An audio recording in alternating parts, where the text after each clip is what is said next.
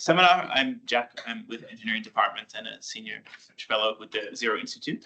This evening, we're delighted to be joined by Dr. Claudia Centazzo from the new National Energy System Operator, formerly National Grid ESO, of course, where she is the Innovation Portfolio Manager.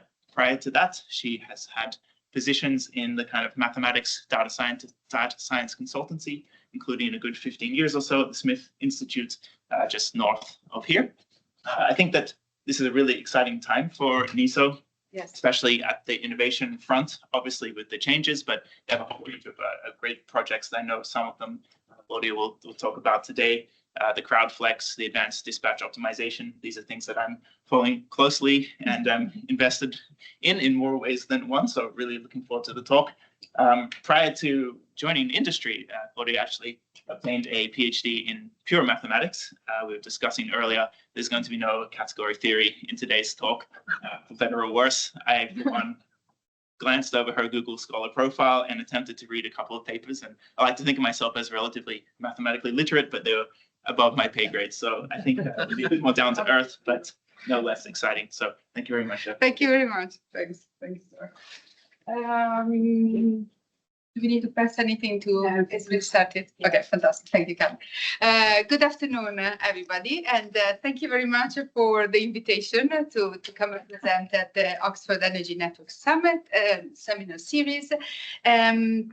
I'm very pleased to be here because I can talk to a bit about NESO as a newly public corporation as per the 1st of October, which I think it will be interesting to hear what we're doing and the new roles that we have acquired.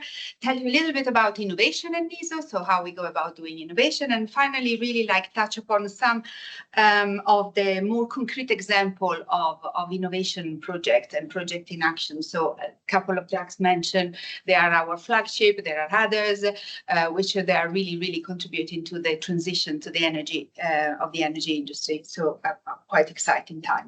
Let me introduce myself. I think Jack has done a very good job, but I'm the innovation portfolio manager at NESO. So I sit in the innovation department, and our responsibility is really about innovation, data and digitalization, and the AI transformation. So that's really like the remit of the whole department. And in my day-to-day job, I look after the life cycle of the portfolio of projects. So from less exciting things like contracting, so those hardcore terms and conditions that we negotiated with academics and other partners, to looking at the finance tracking, at the regulatory reporting, because all our funding come with, of course, with streams from Ofgem to report back, and then also like the kind of a benefit tracking of things and stuff like that. And Jack has said, I have a PhD in terms of my background. I'm Italian, no surprise from the accent probably. I hold a PhD in pure mathematics from the University of Louvain-la-Neuve in Belgium. So I started my studies in Italy, then moved to Canada in Nova Scotia for a master at the Dalhousie University, and then arrived at Louvain-la-Neuve. I then moved here many years ago. So I arrived in 2006, despite the accent still being strong. I haven't washed it. And then I arrived in 2006. I joined the Smith Institute, which was this very small data analysis and modeling consultancy. And some of you might have heard of it. It was actually kind of a spun out of the OCIAM, which was the Oxford Centre for Industrial Mathematics, and Professor John Ockendon back then. And it was a small setting of 8 people, and we grew it over 15 years. So I was looking after in a commercial role as a commercial director, and we grew it to 30. And I think when I left, the turnover was around 3 billion, but they have since doubled in terms of numbers, and now they're about 60. So very good organization and very fond of it, really. So I joined the ESO, the Electricity System Operator, in May 23 at the very exciting times, which brings me really like to tell you a little bit about NESO in the context of the energy transition and of innovation. So since try again the other way.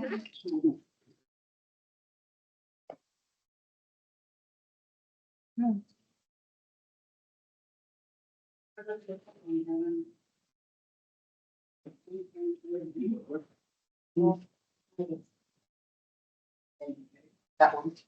Okay, fantastic. So NESO is the short for the National Energy System Operator. So the 2023 Energy Act established us as an independent system planner and operator for GB. So just to put a little bit more detail to that, we have responsibility for system planning and operation of the electricity, and for the gas, just the system planning, not the operation part of it. So it was recognized there was a need of an organization that have accelerated the energy transition, and so NESO was built, but it was not built on the 1st of October, so we are not 1 month old. It was really a transition and built upon the previous experience of the electricity system operator, so known as ESO previously. And prior to that, I think it was part of National Grid. We separated from National Grid in 2019, so that's the setup.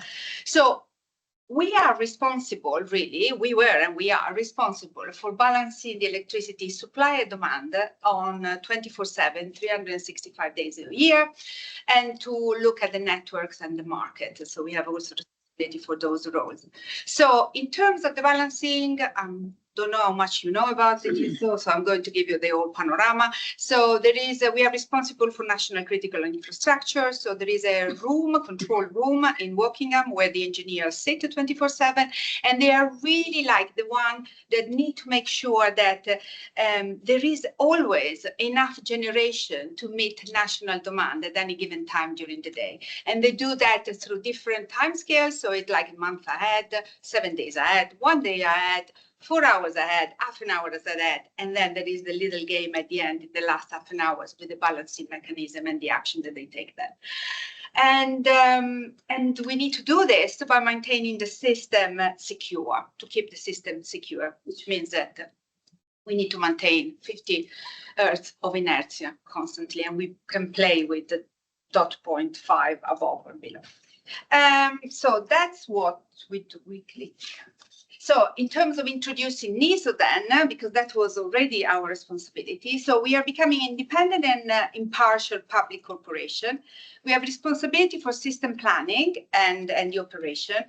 We take a whole system view. We have given really like this responsibility of holding an holistic approach across all energy vectors. So that's the big change. We are not just looking, and also the change in the subtle change in the name. So the E for electricity now means energy. So we are looking at electricity, gas, hydrogen, and all the energy vectors.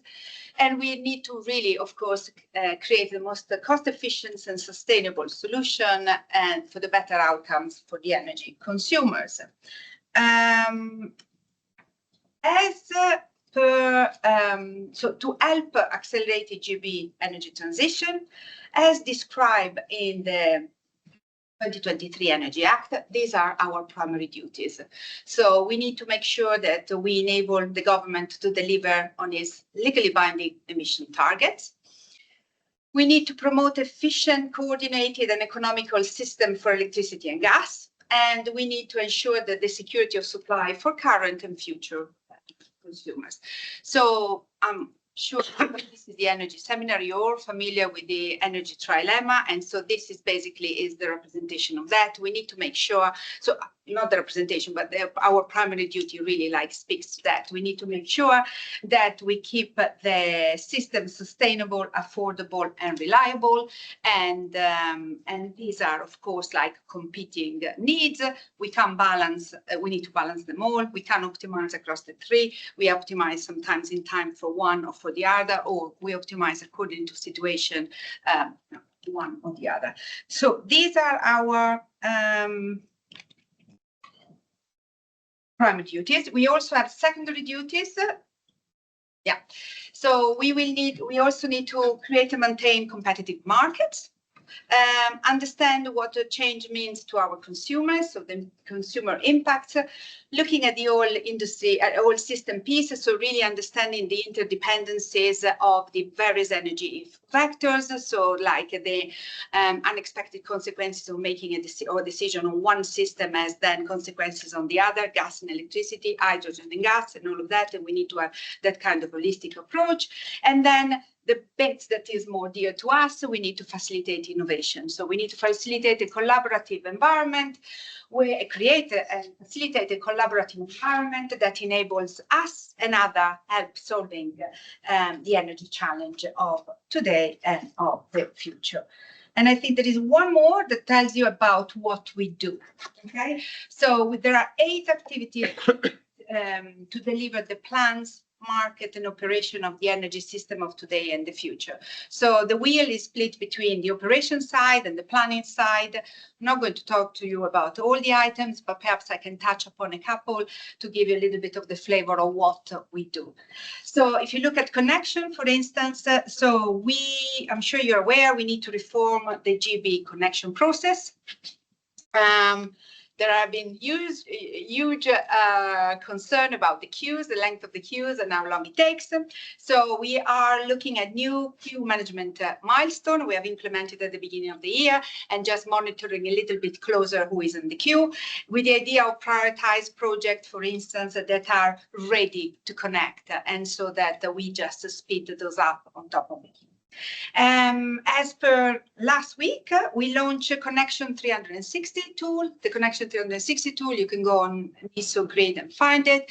It's a visualization tool, really, excuse me, of the transmission entry capacity. And that is really like one step forward to create that kind of visibility and accountability and transparency that everybody can see where you are in the queue, and we can all help managing quicker.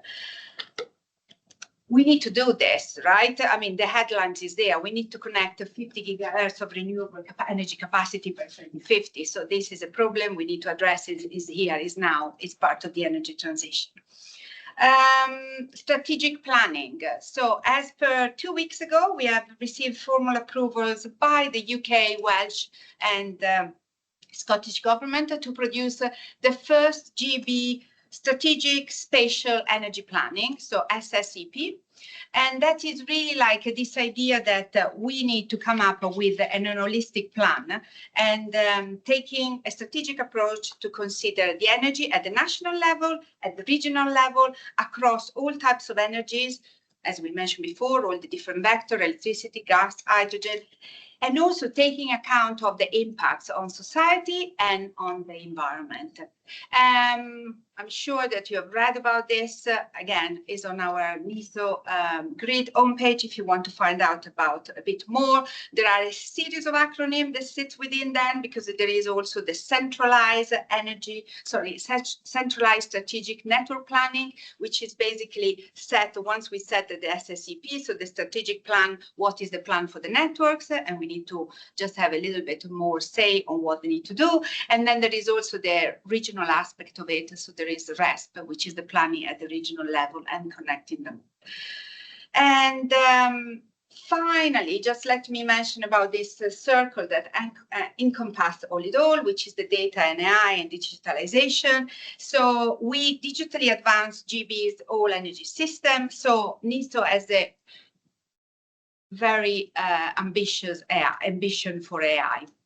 And we want to represent NESO excellence in AI and really become a leading adopter of AI solution for the whole energy industry, and leveraging on our already existing AI capabilities, some of the ADO program that you were mentioning, and just make them open for all within NESO, and in future open for the industry as well. And we want to become that really kind of a GB and industry champion for AI, and accelerate the AI for the whole of the industry, and set that kind of GB talent strategy. And I'll touch upon a program that we have in terms of the AI Center of Excellence and how we work with university later. So the we have identified 6 priorities to do all of this, which will guide our effort through to 2026, which is the end of our current regulatory period. So I don't know if you know anything about regulatory period. We are currently in RIIO 2. RIIO stands for revenue plus incentive plus innovation. So there is the innovation there, equal output. The current one is RIIO 2, go from 2021 towards 2026, and all our incentives and innovation funding come within the innovation period, the regulatory period. So these are our priorities that will guide us today to ensure that we fulfill our duties and achieve our purpose and vision. So our top 3 priorities, so clean power, decarbonized energy, and consumer value, is really describe how we will deliver our commitments, what we will deliver, whereas like the consumer centricity, the digital mindset, and the people value is more about how we will deliver our commitments. And last but not least, where do we sit within the kind of a government ecosystem? NESO is operationally independent of government. This is really important to enable us to make fair and unbiased decisions based on evidence and data. And one of the roles that we have picked up is to give advice to government.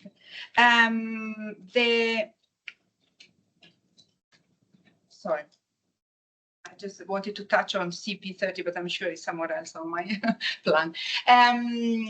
Our shareholders, so we have one shareholder only, so we are part of, we respond to the Department for Energy and Security and Net Zero, and our regulators remain the same, so we respond to Ofgem in terms of our regulator. So I promise that I'm going to talk about innovation in the context of a changing energy landscape, and in fact, we can say even like ever-changing landscape. So things are moving fast. Okay, so the world of yesterday and the world of today and the world of tomorrow are completely different, and this evolution and transition is happening at a fast pace. So yesterday was 100 of fossil fuel thermal generators, so the thing that really create a lot of emission, and can I say a clean or a clear demand curve? So pretty much everybody worked in the office, left the house. There was a peak demand before going to the office, heating and things like that. Then everybody's out of the household. They come back in the evening. Everybody cook, put on the washing machine, put on the heating, and then go to bed. And the peak is over. And roughly speaking, for those people that sit in the control room, I'm not saying it's an easy job, but it's much easier than it is today. You have your generation, and then you have your demand that is kind of predictable. Things have changed massively since then. So, and the rate of change is unprecedented. So the renewable have come on, and they have come on fast. So I think that the stats I've last read is that we had a 150% increase in wind generation and capacity in the last 5 years. So they have come, and they come, which is beautiful because it means that the transition is here, is now. We are transitioning to net zero, but they come, as you know, with some problems and challenges to the system and to the operation of the system. As per today, NESO published the Clean Power 2030. So this is a comprehensive and independent analysis of how to achieve clean power in 2030. And why am I mentioning it in the context of today is because we have already just shortcut 5 years. So before, previous government has said the net zero by 2035. Now we have just come in the summer and we decided it needs to be achieved by 2030. And the first piece of NESO advice to government was published today in terms of, is it feasible? Can we do it? So I'm not going to steal their thunder. The report is there. You can download it. But basically speaking, what I take from it and the presentation that our head engineer gave us to all of us today, to all of us as in NESO today at 1 o'clock, was that the clean sources that we have and we plan to connect can produce at least as much power as GB consumers by 2030. So it is doable, and it will be an operable and reliable system. So we can do it by 2030.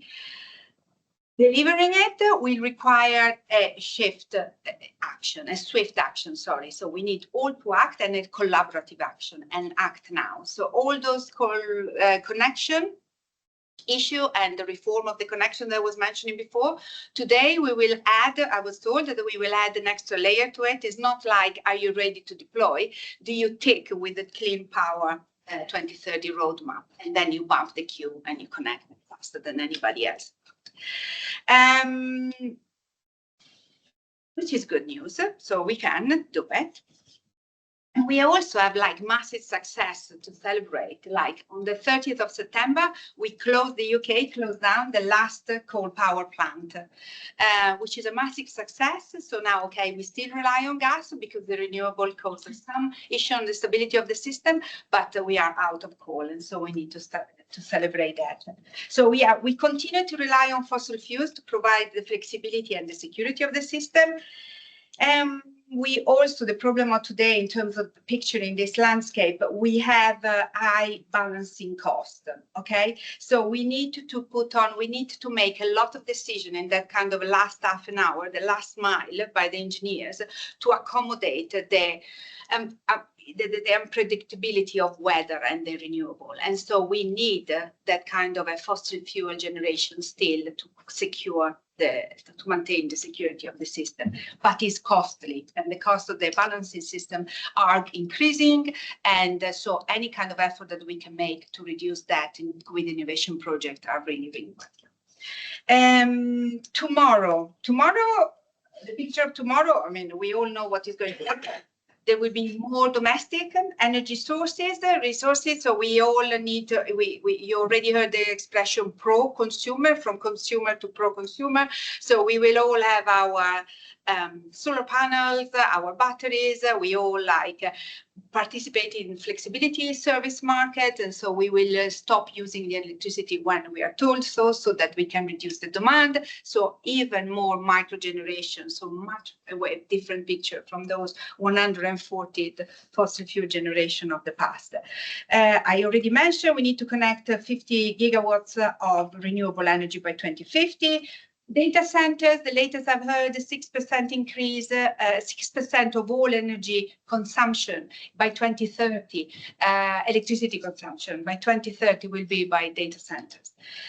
So the energy system need to be smarter and need to be flexible. That's really like what my take. I want to leave you with this. And what do we do about that? I want first to give you a little bit of data, perhaps like for the data fun here, just some stats. In 2000, it was 33% of electricity generation came from renewable. 2023, 40%. Last September, 50% was, September 24 was 50% was wind generation of the whole month generation. Again, from September 24, I told you already, we have ended 142 years of burning coal. We are the first G7 members to close coal-fired power plants. Half of the electricity of September was from zero carbon sources, peaking at 84, and this is on the 29th of September at 10 a.m., 84% of the generation was entirely renewable. So we are moving fast. Wind was the largest source of generation in the whole months. The largest and the second largest was still gas, for the reason I mentioned at the challenge. I'm going to talk about it now. And yes, we have a carbon intensity app. I advise you to download if that's the kind of data that you like to receive.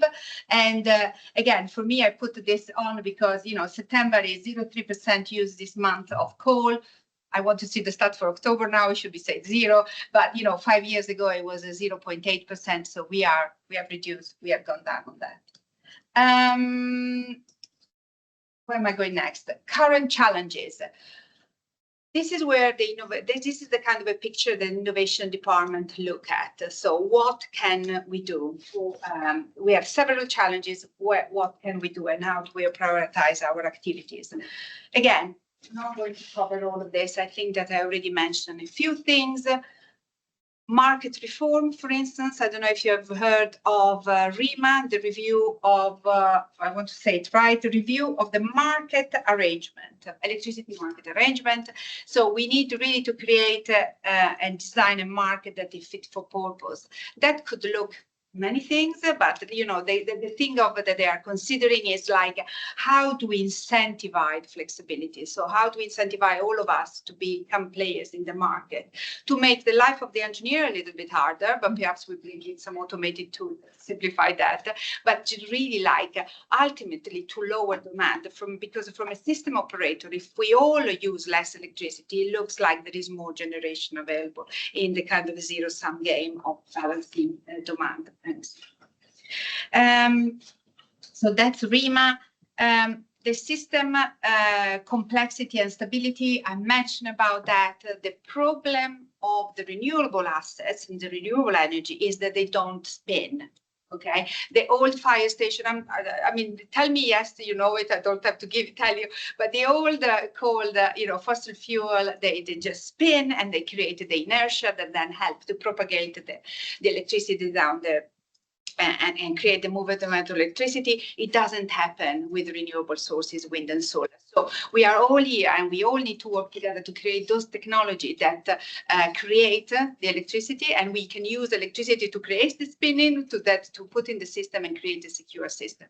So that is a challenge. We need to maintain that frequency at 50 megahertz. So how do we store electricity, for instance, in order to maintain when we stop curtailment, which is the other thing, this constraint on top right.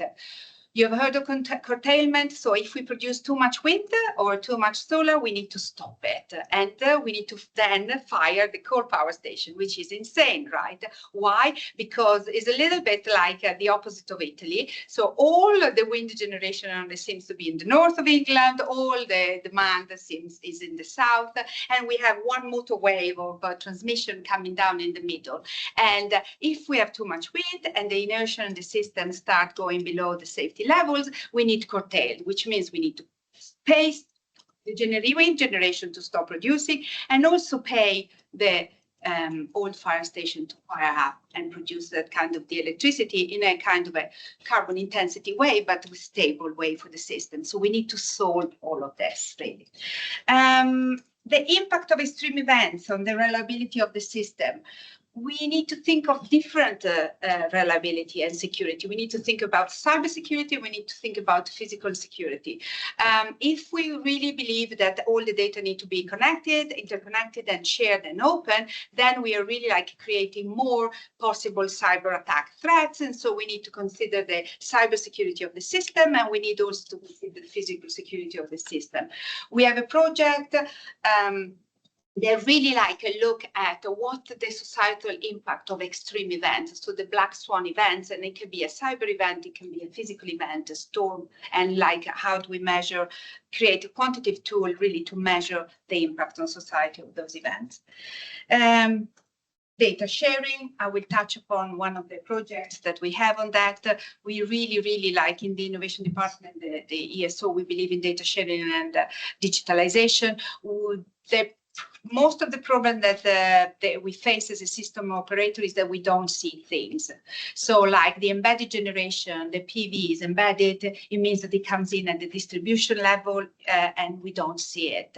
So then we need to forecast it. But the problem of forecast is that they are not accurate, which means like increased cost. So let's create visibility, let's share the data in an open way with the appropriate standard so that we can all create a visibility and manage the system in a more effective way. And flexibility, which I touch upon. We need to move, and we are really like, and as part of the CP Clean Power report 2030 that came out today, really like a massive endorsement of all flexibility services. We already purchased this flexibility service. We need to explore them more. We need to understand how we can like create a really like a market for the services and everybody plays it so that the demand shift. Okay, enough of that. Yes.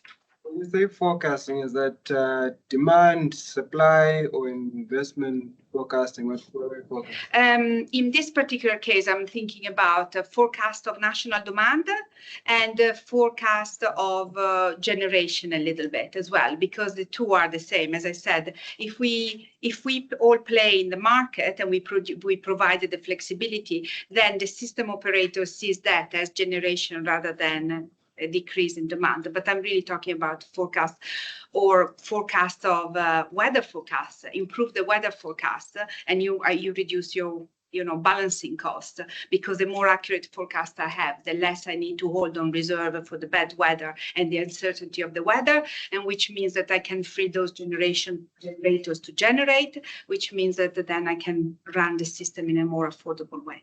And what timescales are you thinking about? There are many timescales. As I said, they run the system on days ahead, 7 days ahead, 1 day ahead, 4 hours ahead, 1 hour ahead, and half an hourly. And they have forecasts for all of this. Sorry, where are we? So what do we do? What is innovation and NESO then? Or what does it look like? We define innovation as the higher risk activities which research, develop, prototype, test solution that could help deliver a better future energy system for GB. So for me, the key word is higher risk. So it's really like the uncertainty of the outcome of the project, okay? Because if there is certainty of the outcome and it is like within the usual risk appetite of the business, and we need a model, we build it with business as usual, okay? We don't need to do innovation for that. Is when the things are a little bit more risky and we don't know whether the outcomes are, what the outcomes are of the piece of research. And that's why the other important word in this for me is could. We have no idea if the hypothesis that we are testing will work or not, but we need to test, and we need to create an agile framework and environment in which we can test hypotheses. And if we fail, this expression fail fast, in an innovation department is fantastic. It is not that the project failed, the idea doesn't work. We give me the learning to try something else and modify the hypothesis and go again. So that's innovation for us. We set our innovation strategic priority annually, and we refresh them. Nothing that I haven't said already. So we are looking at everything that is in line with NESO, but we refresh this and we use this really like as a catalog to prioritize, as a criteria to prioritize the project that we undertake. So we need to drive the zero carbon transition, so new research and technology to ensure a zero carbon transition. The digital and the AI piece, which really encompass everything that we do. The whole energy system approach that I talk about, the holistic, the market that are fit for the future. This problem with the constraint management, how can I move electricity from Scotland to the south better? Is it a piece of technology that allow me to transport more on the cables? Is it on the overhead? Sorry, is it like some cable that come out of sea and come back in, and so like totally new investment? Is it some kind of storage in Scotland that I can pump in when then the system is less congested? It's all up for grabs from the innovation point of view and the stability and resilience of the system. What do I want to say here? So we need that our innovation priority link to something that are short term, 2026, with a long version, a long-term vision of the country, really, of GB. So in October, we became NESO. NESO was established. We have defined our 6 priorities that will guide our effort toward 2026. So we set the strategic direction up to 2026. Today, the Clean Power 2030 came up with a roadmap and recommendation. So we really have defined those pathways to get to 2030. But today, when our chief engineer, Julian Leslie, presented the Clean Power report internally, he used the analogy with climbing the Everest. 2030 is base camp, okay, and then 2050 is the summit. So this is just the first step in order to just gather our oxygen, eat what we need to eat, sleep what we need to sleep, and then go for the real thing. And so we really need to maintain that kind of a longer term vision of net zero by 2050 and not to lose track of that and just focuses on the shorter term. So it's really like the combination of the two. In terms of activities, so what do we do in the innovation department? How do we spend our days? What do I do tomorrow morning? So we have a function that does this innovation strategy, set the strategy, the innovation strategy for NESO and for the industry, especially as becoming NESO. And we do horizon scanning. So we are really like looking at the technology, both in energy technology and digital technology that are like 5, 10, 15 years ahead into the future that we consider will have the biggest impact in our managing of the system and the operation of the system. So we do that exercise. We do a lot of external engagement. I mean, we believe that all of this innovation is about collaboration, and all of this is a collaborative effort. And so we run open innovation event. We have an inbox that is for ideas and is open every day. There is send an email and we will assess it on regular days. We triage and assess ideas. We manage the innovation portfolio, and I'm about to give you some example. And then we really put the money where the mouth is, in the sense that when we see that finally a couple of projects click together and we start seeing the value of that piece of innovation, which, as you know, it takes time. It's not like a 150 feasibility study that we really like determine any kind of value, but you start putting the pieces together, then we go and bet on it. And we just created these strategic programs, and I will touch on two in the next few minutes. Yeah. All right. This is just to pause a second. In case you don't know, we don't know, NESO doesn't own any asset. So we don't own asset, we don't own cables, pylons, we have no infrastructure. Our job is to manage the system and operate the system. So when I talk about innovation, and we think about innovation, is really in terms of digital and data solution for the system. That's the kind of project that I'm going to talk to you about, because that's the kind of, we are not here to test.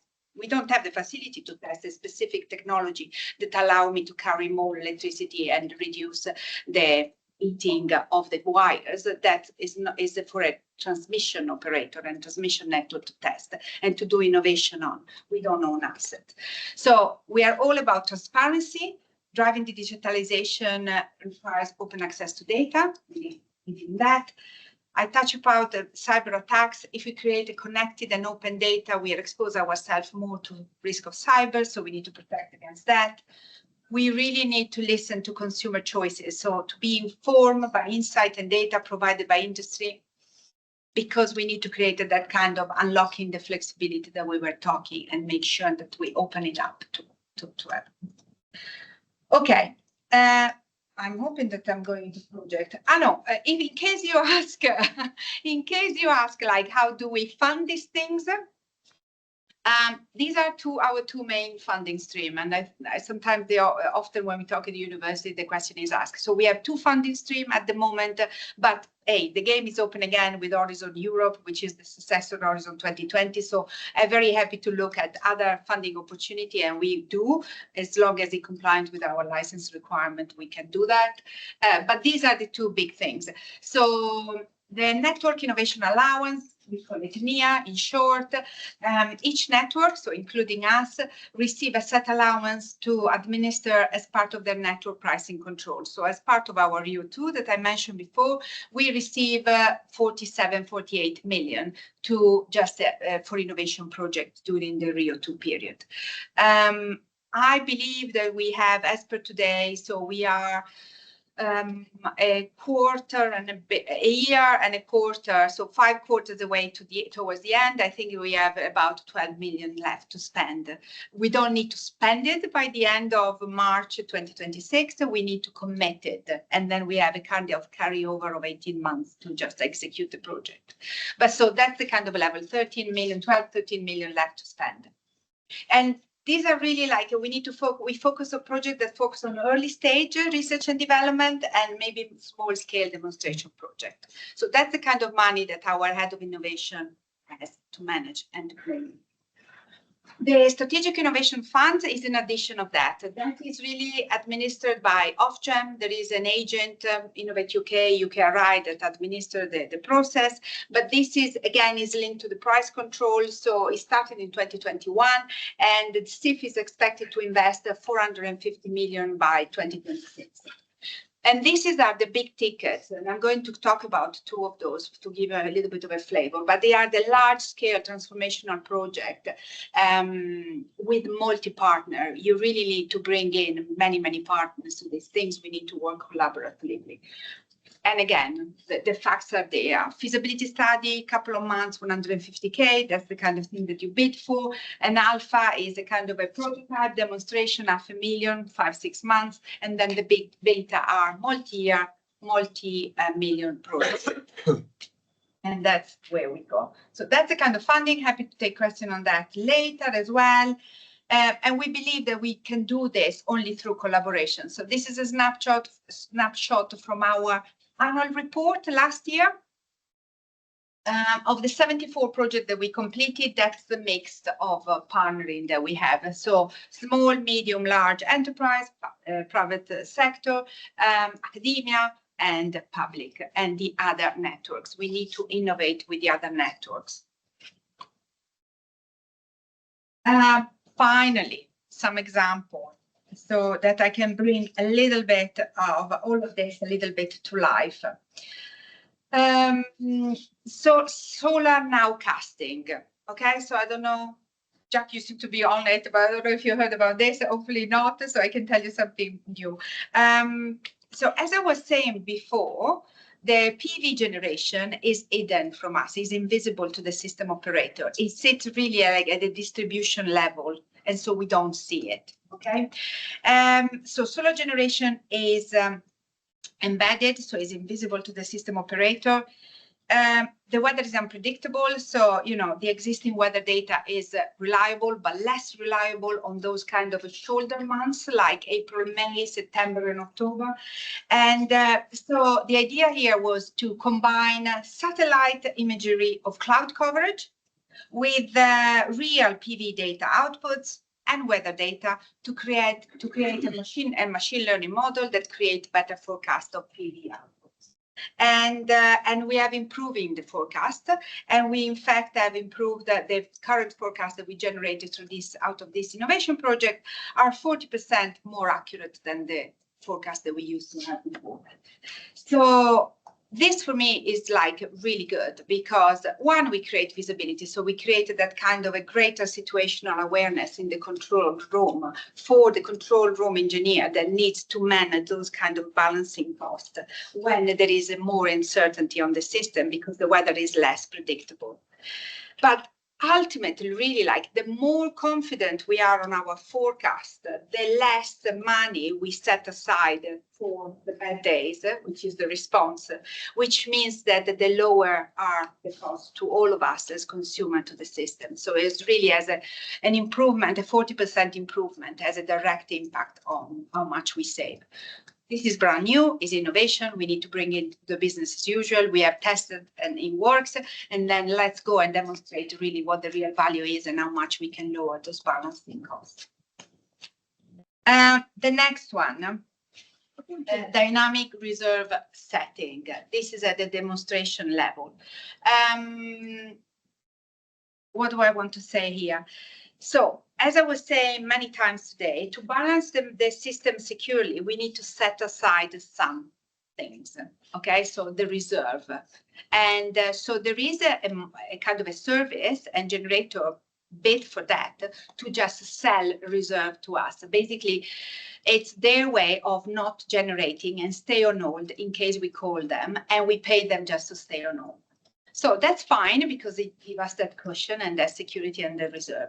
The problem is that if you ask a generator not to play the game, the real game, which is generating and sit on reserve, then you are really like kind of reducing their opportunity and your opportunity to create the optimal mix of energy generation that you need at any given time. So reducing this reserve is quite important in terms of reducing the cost of running the business, the system, so the business. And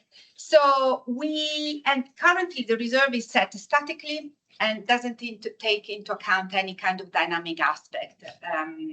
So we have developed a machine learning driven model to set the reserve level at the day ahead stage. So it doesn't have to do at set given times. We can do it at the day ahead for tomorrow, which means that we can take into account of all the kind of a variability of weather and things like that, and just help dynamically reduce this. Which is really the benefit that we have demonstrated at the innovation project level. This is not again into business as usual, is that can save up to 300 megawatts of reserve at each settlement period. The settlement period is half an hourly, so we can save as much as that every half an hour by reducing reserve. And also you have a responsive system, right? We start to build something that is reactive and proactive, not reactive. Is able to dynamically update the reserve day ahead, depending on weather condition, system flows, time of the year, and so you start being a little bit more proactive. Powering Wales renewably. This is a SIF, the competitive Ofgem funding, SIF beta. So we have done our discovery, the feasibility. We have done our alpha, we demonstrated, and now we go and really like try to build it and see, and then create the roadmap of the business as usual. So what is this? This is brand new. Is going to kick off in January 2025. Is a 2.5-3 years project, is with the Welsh government and as a kind of consortium of 10 parties, distribution network, a consultancy as Welsh government. The idea is that we will build, we have prototyped it, a digital twin of Wales, of the whole of Welsh transmission and distribution systems so that they can talk to each other. Coupled with a couple of local data sets from local government. And it's really about accelerating the integration of renewables, so to move those connections in Wales. This will be really like a national foundation of the representation of the whole electricity system. And it represents that kind of holistic approach, because then you can start talking about how do I manage constraints, how do I manage flexibility on a regional scale for Wales once you have created a kind of the interconnectivity of the data so that the whole system talk to each other and you can make decisions based on that. Every time we submit a SIF beta, we need to create a cost-benefit analysis, okay? So that is a little bit of a finger in the air at the beginning of the project, and then you go and update it as the project goes, and you collect the data, and you start building the thing and demonstrate the value of the thing. But really, like, the analysis show that it reduced curtailment by at least 10% in Wales. And then, of course, it will also because it's speed up, his aim is to connect more renewables. It will allow to connect really 1 gigawatt of Welsh-owned renewable energy capacity in Wales, locally owned by 2030. I don't know if there is any Welsh, but I think it's good. It's just and it's the first of the kind, just that will represent a digital twin of Wales. What is the next one? CrowdFlex. So this is the one that Jack mentioned in the introduction. So, and this is what I was saying, we need to create flexibility. We need to include everyone, means all of us, into the game and start becoming players. So we need to start incentivize people to use less at peak demand so that we will then need to generate less. That's basically it. So you start creating this flexibility to move from supply side to demand side. And this is really a super interesting project. It started, it kicked off on the 8th of December of 2023, so it started really in January this year.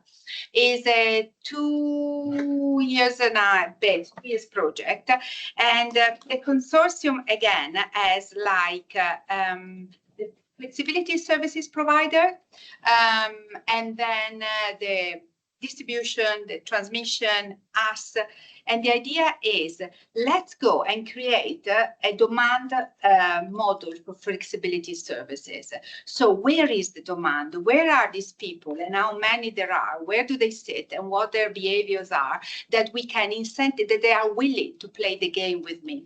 That if they receive a message from their smart meter or their phone saying, please do not put the oven on tonight at 7 p.m., and I pay you X, we want to really create a model of how many of those people there are and what their value is as well. So what is the price? So tonight, if you ask me, can you not put on the oven? I have no price will do it because I'm here. I have 2 teenagers that just came home from school. They are going to put on the oven, and whatever money my aggregator offer me, I'm not taking it because I need to turn on the oven. But tomorrow night that I'm not here and I'm at home and I can cook my dinner at whatever time I want, maybe during the day if I work from home, I can, and I receive at 4 o'clock the message from my provider, electricity provider, or from my aggregator that says, Claudia, please, can you not turn on the oven between 5 and 7? I can say yes and see how much they pay me. And then, so this is really like the kind of exploration of the market price for these type of services. Or the idea that you have an electric vehicle and you plug it in and you give a window. I'm going to plug in my electric vehicle between 6 p.m. and 6 a.m. I don't mind when you charge it, as long as tomorrow morning by 6 a.m. when I need it to drive to work is charged. But then it's up to your service provider, flexibility service provider, to charge it when it suits the system.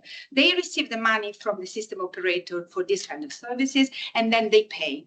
So we are we are starting the 3rd trial. So the project, as I said, started in January. They had a small winter trial in March last year. They had the summer trial, and then now they are kicking off with the winter trial.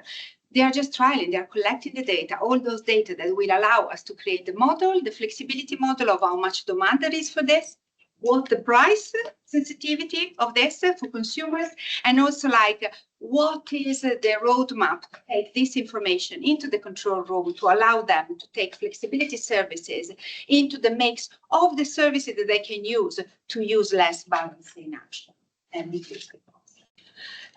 Again, your CBA, your cost balancing analysis said that there will be saving of 232 million over the next 10 years with flexibility services. We'll see, but it's also, for me here, the advantage is twofold. It's not just a reduction in cost, it's really like the reduction in carbon emission. So if we demand, if the demand lowers and we need to put on less coal, it means that we are really creating a cleaner energy system. So this is CrowdFlex, and then the Volta programs. So what is this? Jack mentioned it. It used to be called the Advanced Dispatch Optimizer, or ADO in short. So we had, this is really the plan to create and deliver the control room of the future. The idea is that kind of that picture of the past in which the control engineer could manage in their head or on a computer, on a desktop, the system and the optimization of the system has gone because we have so many more elements to consider that is not fair to ask a human being to do it by hand.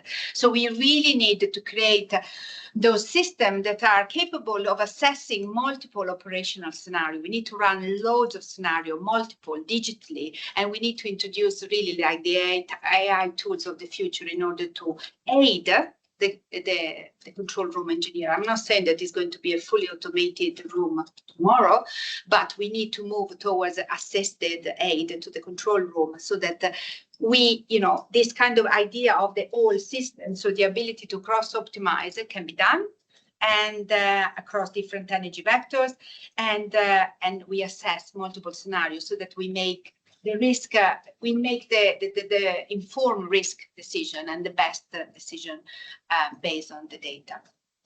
So we have started this project a few years back. So there have been a couple of NIA projects on this. We engaged with IBM and with Google, in fact, to create a kind of a roadmap of what will be needed to bring into the control room, to create that kind of AI into the control room and the control room of the future. They gave us a roadmap, and at the moment we are going out with 3 requests for proposal for bids of it, and just creating some of the models. So we need a model for the networks, for the transmission, we need a model for the distribution, we need a model for storage, and then we need to combine all these models and create the roadmap to take into business as usual. I want to come back and talk to you about this in a year time, because I think that in a year time we will have something concrete to say that is not just a roadmap, but is kind of excited of what can we do really in the control room to move us towards a more digital future. And this is the crown jewel, the virtual ES, or the virtual energy system. So what is this? This is the really is the realization that to achieve a sustainable future where everyone has access to reliable, clean and affordable energy require changes, and require dramatic changes in the ways the system is designed, built and operated. And it critically depends on data sharing. We can't do it. The problem of things that are not visible to the system operator means that we can't optimize, we can't plan, so this idea is really to create a kind of an ecosystem of federated or connected digital twins. So we are not thinking that one digital twin should do, who can build it and which kind of power does it require to run it. We are thinking about a connected, interconnected digital twins of various systems that they all talk to each other, and they are run in the middle, the the virtual energy system set powered by NESO, so that we share the data across the digital twins, between us and the digital twin, between digital twins. In order to do that, you really we need open data shared with appropriate control. And in order to create open data, you really need to create the common data sharing infrastructure. So you need to establish what are the rules of the game to share it. So what the DSI really, the data sharing infrastructure, we call it DSI in short, form really the common digital services, the standard and the tools which will inform really and support the exchange of data between all these participants that you can see around the wheel across the sector. We started this in, I think 2019. I think that our head of innovation presented at COP26 in Glasgow. It has been an important piece of work across the energy sector. We try really to lead here the energy industry and to just explain the need for it and the need to have common standards in order to start building this. Because I'm sure that you go in various university department and they all tell you, oh, we have built the digital twins of this and the digital twin of that in the energy, related to energy. And it all, of course, depends on what system and what granularity of data, but all of this needs to talk to each other in order to really start managing the system digitally. So yes, has been a series of efforts. We start with the discovery to explore potential use case. We move into alpha and created an implementation roadmap and a high-level design. We are in the phase now of beta that is gone. We are the development of a pilot on a specific use case, which is outages. So how transmission talk to distribution, share information live about an outage with us and two partners, Arup and Mesh AI, to develop the models. And it has been a journey that our research to date has benefited really from a advisory group. So the Virtual Energy System is an advisory group that I think they meet quarterly to just take the view of the industry and just continue the journey. And our big achievement on this, that is in 2024, the digital spine feasibility study published by DevNet the recommendation were published, and the recommendation is that the NESO will be the orchestrator of the DSI, and the consultation is out now there, and we'll see what the consultation come back. But for us, it was a massive endorsement that DESNES has selected NESO to be the orchestrator of that. Yeah, I really seriously, I overrun, is an hour. I just have 2 things more to say. This is our AI Center of Excellence. So, and then I want to just one slide on the tech horizon scanning. So this is really like, it started in 2023, so it's relatively new. And this idea of working really like with organization, digital organization, and with the university partner to just try to build that kind of workforce and set the digital mindset, the AI strategy for the people strategy really, and create those skills. So work and study programs with partner university, rotational internship with partner suppliers and other networks, and delivery and sharing of best practice and upskilling of internal resources. So this is what is all about. And as I said, it was established in 2023. I think we are working closely with the University of Edinburgh, but you know, happy to consider further collaboration. And then finally, the tech horizon scanning. So we all know what horizon scanning means, pretty much. Identify, monitoring emerging technology, discovering opportunity and threats for the ESO, like in quantum computing, for instance, informing NESO strategy, and also driving our portfolio in terms of what is our portfolio mix and help us prioritize, sharing the knowledge within NESO, and then developing relationship with the ecosystem and drive that. So the tech horizon scanning team, or Tech Insight as we call them, it was just established in 2023. So again, a new initiative in the innovation department. Sorry, I'm right out of steam. I'm going to drink a little bit. They go out there and look and identify those immature technology, and 2 types of technology in particular. There are the digital technology that we are interested in, and the energy technology that we're interested in. And then that they have the potential really to have large impact on the UK energy network. So they consult with an advisory group, and they run the prioritization exercise. So they have identified 24 potential technology in 2023. The top one are the energy technology, the green one are the digital technology, and then through consultation with the different advisory group and organization, they have prioritized the 6 in the first column, where they are going to go and have a deep dive. I know that they have finished the first deep dive on 6G technology and the impact of the energy system, and what are the opportunity there and the threat. I can point you to some publication on that. I think that the other was nuclear fusion, that they came and visit the center in our. What do I want to say about this? We need to do it. We need to really like to, in order to be that kind of organization that want to drive the agenda for the industry, we need to look at what is out there.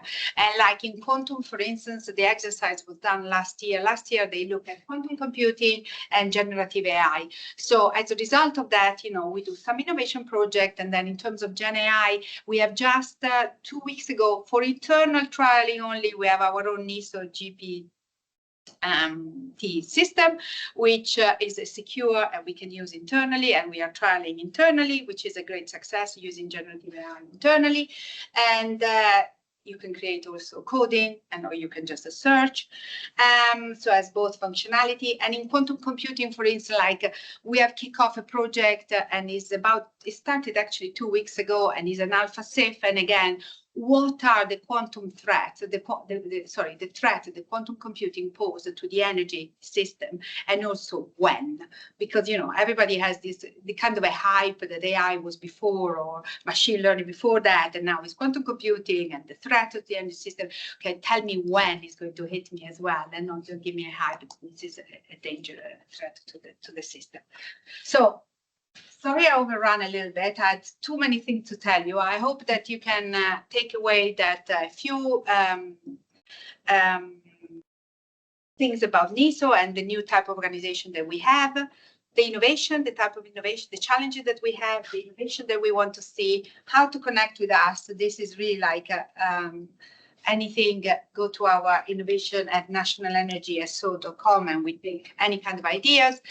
And then hopefully I gave you some a flavor of the type of project that then we fund through our innovation department. We do not do innovation in the innovation department. So if you ask me now some super technical question, I won't know the answer. We facilitate innovation for the business. That's really the role of our department. I need to have an industry sponsor inside the NESO that wants the project, they see the project, and that they will take care of it into the business as usual, so that I can really accrue all those benefits and the value of innovation. So the innovation department facilitate and enable the innovation. The innovation needs to be done. We are really truly believing that the innovation needs to be done in the business. Questions?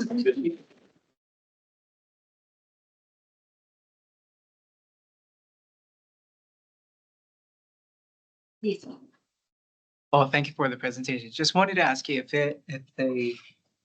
there's any interplay with the UK's review of the change to the zonal pricing and the electricity pricing mechanism. So UK. We have a team that look after REMA. So this is like a reform of the market arrangement. And part of the discussion there is really like looking at what local pricing can do to the system, to the operation of the system. So we don't do it personally, and it's the innovation department, but there is a specific team led by, in fact, a colleague that used to be in innovation, led the REMA team within the NESO, and that kind of conversation. Yeah. Thanks for the presentation. It was really fascinating.